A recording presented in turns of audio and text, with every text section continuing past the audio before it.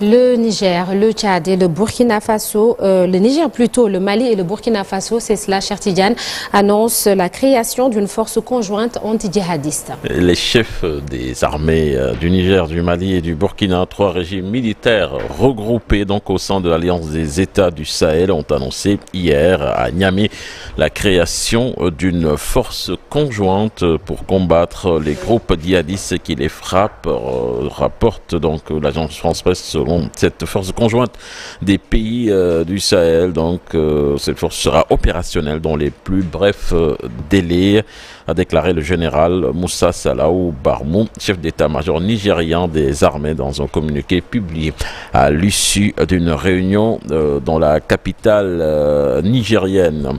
Après 2 jours de combat en RDC, les rebelles du M23 se sont emparés de plusieurs villes et villages du territoire du Rutshuru dans l'est de la République démocratique du Congo, provoquant la fuite de 100 000 personnes selon l'ONU.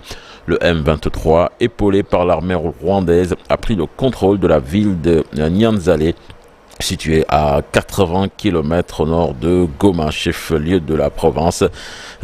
Certainement des populations très affaiblies qui ont quitté leur terroir au nombre de plus de 100 000 selon l'ONU.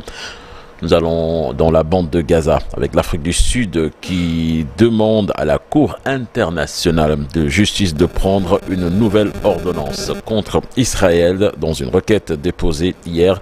Pretoria alerte sur la famine à Gaza et demande aux juges d'ordonner la fin des combats. L'Afrique du Sud, rappelons-le, a accusé Israël de violer la Convention sur le génocide. Nous allons aux États-Unis à présent avec Nikki Haley, seul adversaire de Donald Trump qui jette l'éponge. Nikki Haley a mis en terme à sa campagne mercredi, apportant en soutien pour le moins timide à l'ancien président américain Donald Trump dans la course plutôt à l'élection présidentielle. Et puis toujours aux États-Unis, à New York, en milliers d'unités de la garde nationale de l'État de New York, l'équivalent de militaires et de la police, vont être donc déployés dans le métro de la mégapole pour lutter contre la criminalité.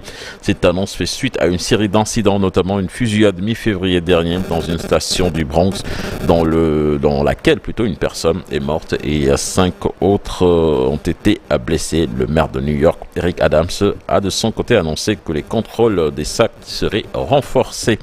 Et puis du sport pour boucler avec les 8e de finale de la Ligue des Champions qui se sont joués hier avec 2 équipes qui se qualifient pour les quarts de finale. Le Real Madrid, d'abord, qui s'est imposé à l'aller 1-0, a été tenu hier en échec au Santiago Bernabéu, un but partout par le RB Leipzig, un résultat qui suffit aux Madrilènes, qui se qualifient pour les quarts de finale. L'autre équipe qui s'est qualifiée, c'est Manchester City de Pep Guardiola, qui s'est facilement imposé face aux Danois du FC Copenhague. Victoire 3-1 avec encore un but signé l'international norvégien Erling Haaland. Sornanata. À retrouver toute cette actualité internationale tout à l'heure, toujours avec toi, cher Tidiane. Pour la version Wolof, merci. À partir de 8h, nous vous proposerons, après la revue de presse, un document, un entretien avec Idrissa Ndiaye Chaka, le dirigeant gréviste en 1988.